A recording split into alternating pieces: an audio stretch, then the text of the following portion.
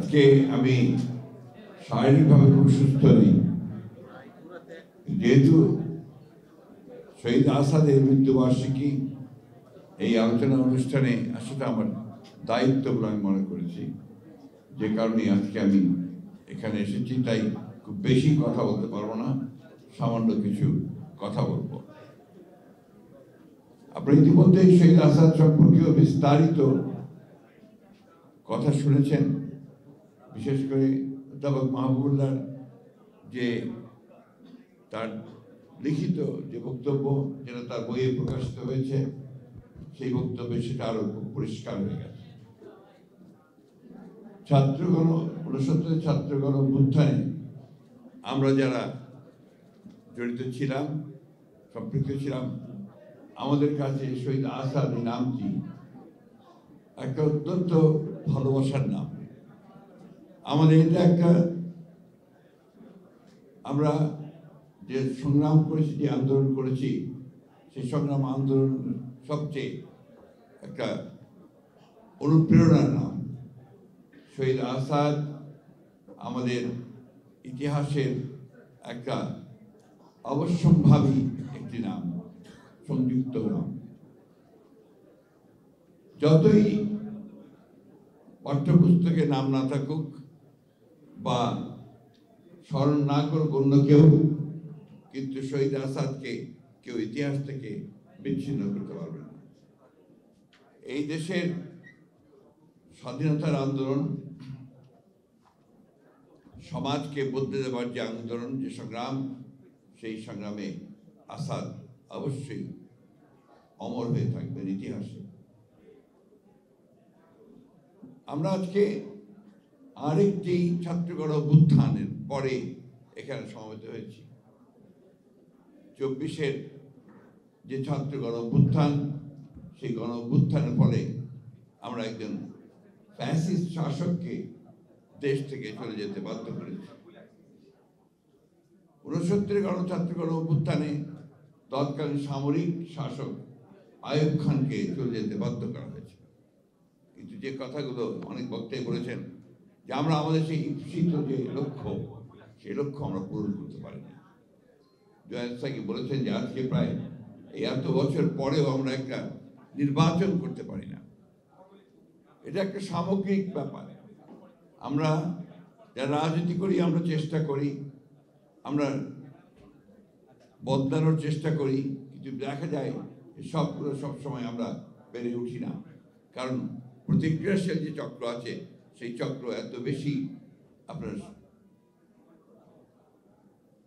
বেশি তারা দৃঢ় হয়ে যান, এত বেশি করে তারা সেই বিপ্লবের বা আপনার সংগ্রামের সেই ধারাটাকে বদলে দিতে চায়।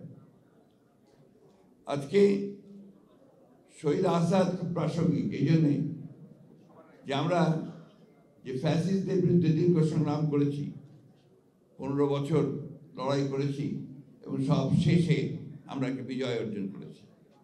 সেই বিজয়ের মধ্যে দিয়ে আমরা সামনে যে দিনগুলোকে আশা করছি, প্রত্যাশা করছি, সেই দিনগুলো যেন আমাদের সেই স্বপ্নগুলোকে, যারা প্রাণ দিয়েছে তাদের স্বপ্নগুলোকে যেন বাস্তবায়িত করতে পারে, এটাই হচ্ছে আমাদের প্রত্যাশা।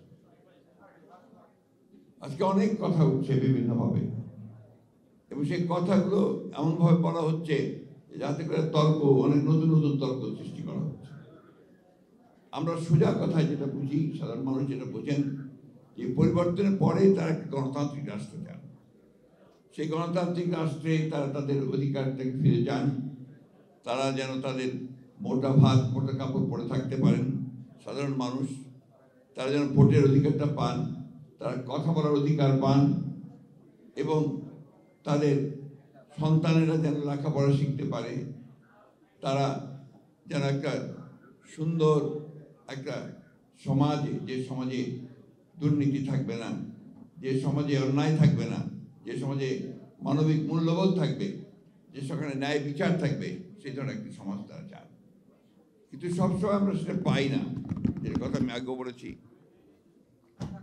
দুঃখিত। আমাদের সামনে যে বিষয়গুলো এসে এখন দাঁড়িয়েছে, একটা কথা আমি সবসময় বলি, যে কথা বললে আমার অনেক সমালোচনা হয়। আমি বলি যে নির্বাচনটা দ্রুত হওয়া দরকার।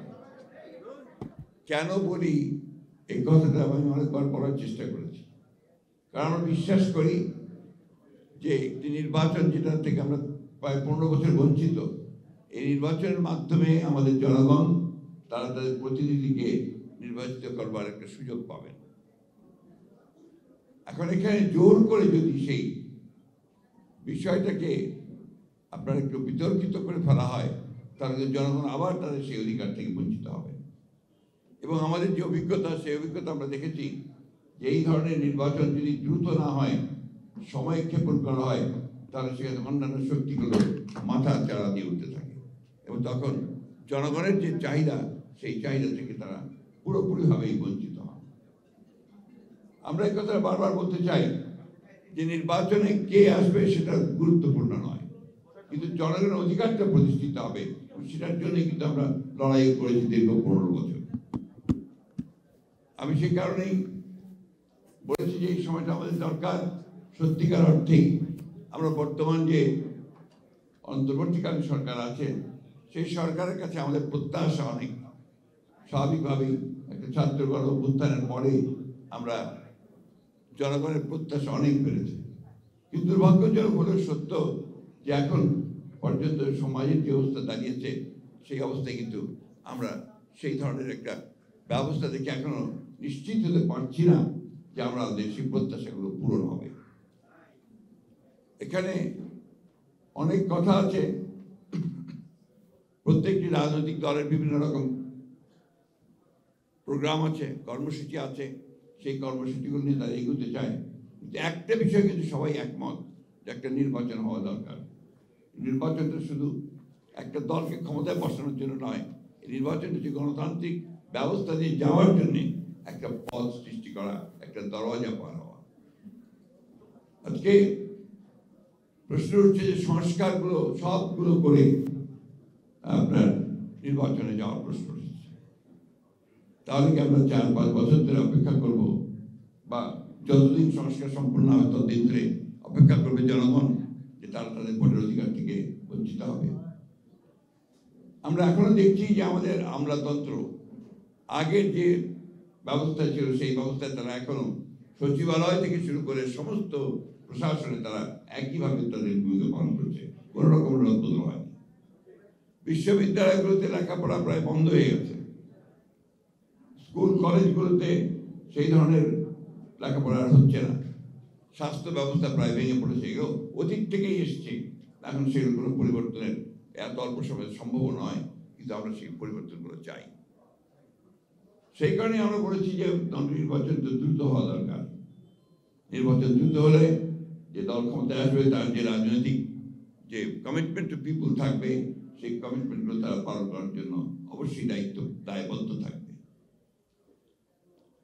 আমরা এই কথা আমি গতকালও বলেছি, আমাকে একজন সাংবাদিক ভাই নিয়ে প্রশ্ন করেছেন যে অন্তর্বর্তীকালীন সরকার যদি নিরপেক্ষ না থাকে, তাহলে একটা নিরপেক্ষ সরকার দরকার হবে নির্বাচনের সময়।